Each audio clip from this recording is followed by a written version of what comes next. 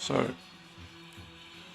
when we're children, little babies, baby goes like this, trying to crawl, try to crawl, till they get this visualization process going. They visualize moving, and once they can move, visualization.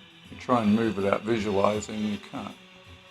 If you want to go to the kitchen, you have to visualize going to the kitchen. You send your projected image from your mind, your I, your me, from your mind to the kitchen.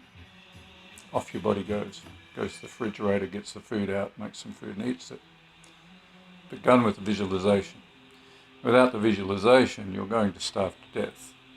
So we take on this constant visualization the moment we wake up in the morning. It began when we were little. And we identify with that visualization as ourself, and we live as if we are that, and we forget that it's a visualization. We forget that it's an imaginary projection of I-ness, me-ness. We forget that we're the one doing the visualization. We're not the visualized. In the one that visualizes, there's no limit. In the visualization, there's a definition within the visualization. That becomes what we call our ego, or our being as an individual.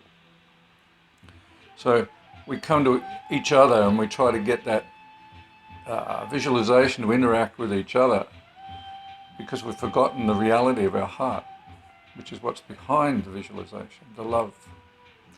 The love wants to go and do something, so it projects the projection, and off it goes, and then you go and experience what you're experiencing. A kiss from your wife, some kudos from your friends, peers, the world, fame, fortune, through this visualization.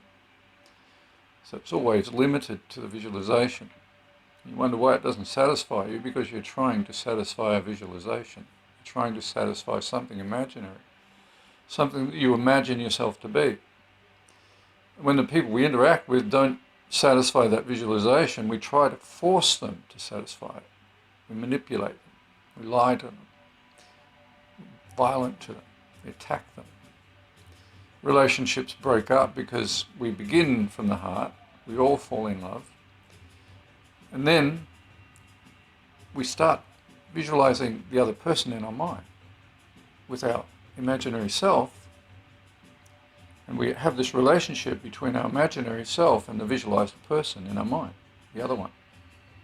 So there's two imaginary beings, so the relationship is only going on in our mind. And then we try to get the external real person to validate what we think they are, or what they're appearing to be in our mind. And when they don't, we jack up. The other person jacks up, gets upset, and then the fight starts and we become unhappy.